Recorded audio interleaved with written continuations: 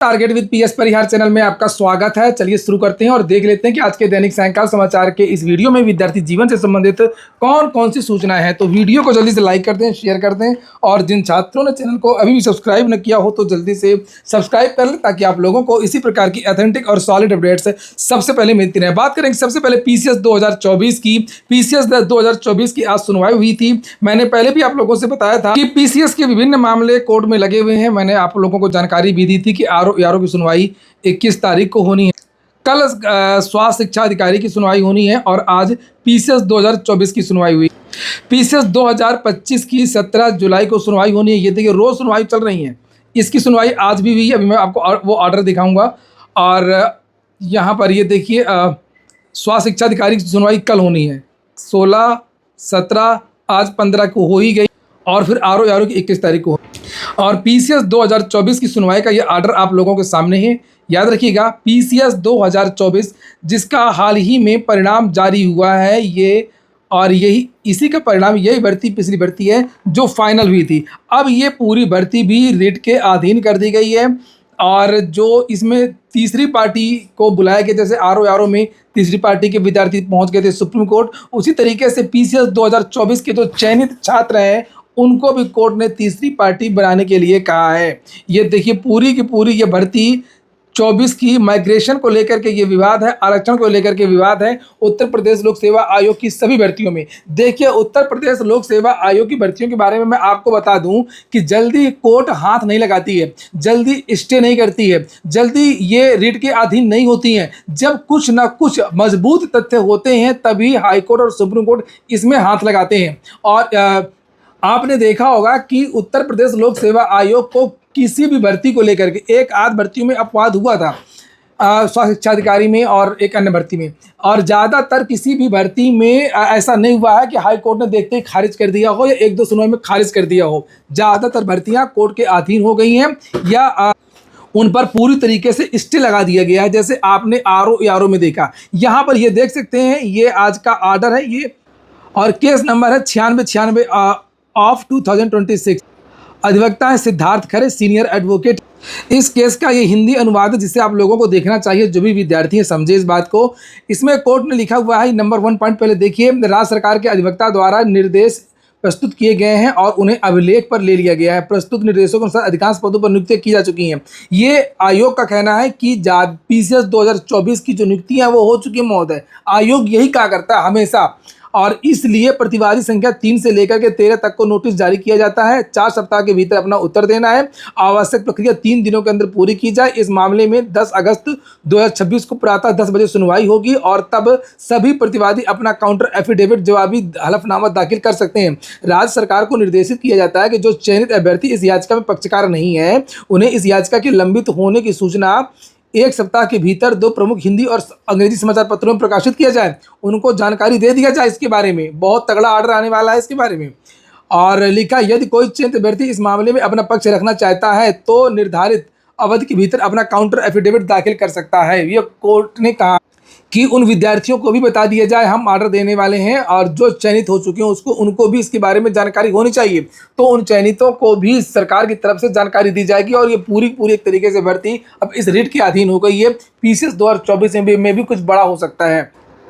वैसे जब तक कोर्ट का फाइनल ऑर्डर ना आए तब तक कुछ नहीं कहा जा सकता है। मेरा बहुत तगड़ा अनुभव है इस चीज़ का। कोर्ट जब तक पूरा फाइनल ऑर्डर न दे तब तक आप लोग किसी भी जजमेंट पे अभी मत पहुंचिएगा। कोर्ट इसी तरीके से डांटेगी, मुख्य सचिव को बुलाएगी और आयोग के चेयरमैन को बुलाएगी, परीक्षा नियंत्रक को बुलाएगी, खूब डांटेगी। आप लोग बहुत खुश होंगे, फिर बाद में देखिएगा ऑर्डर भी किसके पक्ष में आता है क्या आप लोगों ने देखा। लेकिन इसीलिए मुझे लगता है कि इसकी कोर्ट इसमें कुछ बीच का रास्ता निकाल सकती है, बीच का रास्ता निकाल सकती। लेकिन इंतजार है कि जो भी मामला हो वो जल्द से जल्द क्लियर हो ताकि जो भर्तियां फंसी हुई हैं वो भर्तियां फंसे ना और विद्यार्थियों के साथ में न्याय हो सके, किसी भी विद्यार्थी के साथ में अन्याय ना हो। मेरिट के आधार पर भर्तियां कंप्लीट हो, कानून के अनुसार भर्तियां कंप्लीट हो, विधि सम्मत भर्तियां कंप्लीट।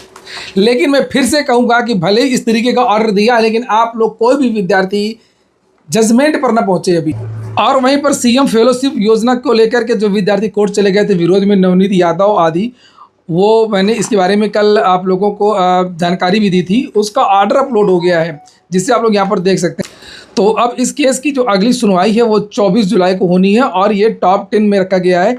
और ये PCS 2026 जिसके इस समय आवेदन चल रहे हैं, जो 500 पदों का जो विज्ञापन जारी हुआ था उसमें उत्तर प्रदेश सरकार ने CM फेलोशिप योजना जो विद्यार्थी कंप्लीट करेंगे उनको जितने साल का अनुभव होगा उस तरीके से उनको 12 अंक दिया जाएगा। इसी का विद्यार्थियों ने विरोध किया है और विद्यार्थियों का ये कहना है कि ये जो विद्यार्थी सालों से प्रतियोगी परीक्षाओं की तैयारी करते हैं उनका अन्याय है, ये समानता के अधिकार के उलट भी है ये कानून। तो यहाँ पर लिखा let a counter affidavit be filed within next 7 days by the respondent. और दूसरा नंबर यहाँ पर 7वां देखिए, petitioner shall have 3 days time thereafter a file a rejoinder affidavit. तो पहले ये एफिडेविट देंगे, उसके बाद में ये लोग रिजॉइंडर। अगली जो सूचना है वो शिक्षा सेवा चयन आयोग की। शिक्षा सेवा चयन आयोग ने आज एक नोटिस जारी की है जिसमें शिक्षा सेवा चयन आयोग ने ये बताया है कि TGT का जो रिजल्ट जारी हुआ था डॉक्यूमेंट वेरिफिकेशन का, जिसकी डॉक्यूमेंट वेरिफिकेशन 9 जुलाई से स्टार्ट हो चुके हैं, 17 जुलाई लास्ट डेट है। जो विद्यार्थी बीच में नहीं आ पाए किसी कारणवश, अगर उनका डॉक्यूमेंट वेरिफिकेशन छूट गया है तो वो एक निर्धारित तारीख लास्ट के दिन यानी 17 जुलाई को आ सकते हैं। लेकिन संबंधित अभ्यर्थी निर्धारित तिथि समय को जारी अभिलेख सत्यापन पत्र एवं वांछित अभिलेख के साथ उपस्थित होने का कष्ट करें। उक्त तिथि के उपरांत अभ्यर्थियों को अभिलेख सत्यापन हेतु तो कोई अन्य अवसर प्रदान नहीं किया जाएगा। हो गया।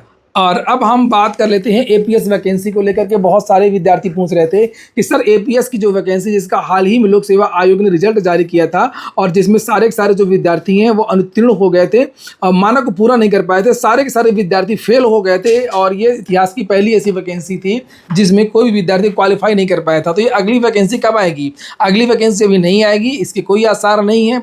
बहुत ही महत्वपूर्ण पद है और इसकी बहुत ज़्यादा विभाग में आवश्यकता होती है, लेकिन कुछ समस्याएं हैं। समस्याएं वही हैं जिसकी वजह से कोई विद्यार्थी पास नहीं पाया। इसकी नियमावली में बदलाव किया जा रहा है, चूँकि आपको पता है कि 0% त्रुटि को लेकर के नोटिफिकेशन जारी हुआ था कि इसमें कोई भी विद्यार्थी शॉर्ट हैंड जो कि इसमें मांगा जाता है, टॉपिक मांगी जाती है, शॉर्ट हैंड में कोई भी त्रुटि नहीं होनी चाहिए, ये पहले नियम था।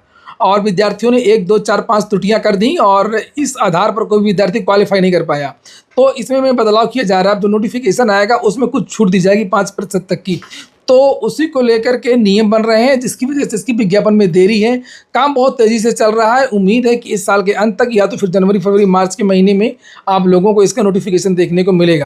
हालांकि सभी विभाग के अधिकारियों का यही कहना है कि इस साल जारी हो जाएगा, लेकिन मुझे नहीं लगता है, क्योंकि अगर इन 3 महीनों में 4 महीनों में तो नियमावली ही इनकी बनेगी। हमें पता है कि एक नियमावली बनने में ये लोग 4-5 साल लगाते हैं। कभी ऐसा नहीं हुआ है कि 6 महीने के अंदर नियमावली बन गई हो, कैबिनेट ने उसको अप्रूव भी कर दिया हो और उसके बाद में ये आयोग आ भी गया हो। कोई भी दुनिया में इस तरीके से चीज़ें नहीं हो पाई हैं। जब भी कोई बड़ा बदलाव होता है तो उसमें समय लगता ही है। एक कानूनी प्रक्रिया, हमारे देश का एक सिस्टम इस तरीके का है, क्या कहें इसके बारे में आप सभी लोगों को पता ही। हालांकि कोशिश है इनकी कि इसी साल विज्ञापन निकाल दें, लेकिन मुझे लगता है कि ये इसका जो विज्ञापन है वो अगले वर्ष ही अब आ पाएगा। और अगली जो सूचना है वो है शिक्षकों के 81,821 रिक्त पदों की PAB की रिपोर्ट। आज के समाचार पत्रों के माध्यम से जानकारी दी गई थी कि उत्तर प्रदेश में 81,821 पद रिक्त हैं और 32,000 पदों पर भर्ती होगी। तो आखिरकार सच्चाई क्या? ये था आज का पेपर जिसमें ये जानकारी दी गई थी। इसी को लेकर के जगह जगह बहस चल रही है कि कोचिंग वालों ने छुपवाया था, क्या है, ये आएगी या नहीं आएगी ये चीज़ें। तो ये रिपोर्ट 100% सही है। PAB की रिपोर्ट 100% सही है। PAB ने ये कहा है कि प्रदेश में इतने पद रिक्त हैं, मगर ये सरकार की क्या मंशा है ये दूसरी बात है। पद कितने रिक्त हैं, पद तो वही बात है जो हम लोग कहते हैं, सभी को पता है कि उत्तर प्रदेश में वास्तव में शिक्षकों के पद रिक्त हैं, लेकिन अब उनमें भर्ती करना कि नहीं करना ये सरकार का काम है। और अभी जो भर्ती आनी है वो मैंने बताया प्राचार्य, प्रधानाध्यापक की भर्ती और उसके बाद में TGT PGT की वैकेंसी। उसी को लेकर के पेपर में लिखा है 32,700। यहाँ पर प्राथमिक केवल 11,000 जो नगरीय क्षेत्र के पद हैं उसी की यहाँ पर बात की गई है और इसका अधियाचन भी पहुँच गया है शिक्षा सेवा चयन आयोग। इसको लेकर के अभी उत्तर प्रदेश सरकार के ट्विटर हैंडल से आज एक ट्वीट भी किया गया और PAB की जो रिपोर्ट है उसके जो कॉलम नंबर 11 है वहाँ पर आप लोग इसको देख भी सकते हैं। यहाँ पर दिया गया है vacancy of teacher in elementary and secondary school out of the 2,50,488 sanctioned post of elementary education teacher under the Samagra Shiksha scheme 77,400 post are still lying vacant in the state. 77,400 post अभी भी इसमें वैकेंट है, समझ लीजिए बात को। Similarly at the secondary level, ये माध्यमिक की बात हो रही है, आउट ऑफ 11,083 जो स्वीकृत पोस्ट हैं उनमें से 4,421 पद रिक्त। तो कुल मिलाकर के ये बात सही, और इसीलिए देख सकते हैं मिशन रोजगार उत्तर प्रदेश सरकार का ही है ये।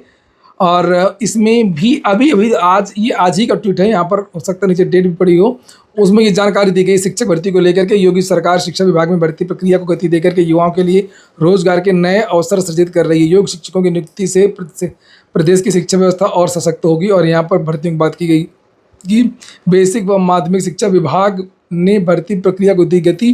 11,508 सहायक अध्यापक और 2,643 प्रधानाध्यापक पदों का भेजा गया प्रस्ताव। लगभग 18,600 अन्य शिक्षकीय पदों पर भी भर्ती होगी। और यहाँ पर युवाओं को रोजगार और विद्यालयों को मिलेंगे योग्य शिक्षक। तो शिक्षक भर्तियाँ उत्तर प्रदेश सरकार की प्राथमिकता में है, और आप लोगों ने देखा है, इसीलिए शिक्षा सेवा चयन आयोग ने भी अपनी रफ्तार पकड़ ली है। और जो 32,000 के बारे में आज के पेपर में जानकारी दी गई है, तो देख लीजिए, यही है आज दैनिक जागरण में आया है। आज की वीडियो में इतना ही। पूरा वीडियो सुनने के लिए बहुत बहुत धन्यवाद।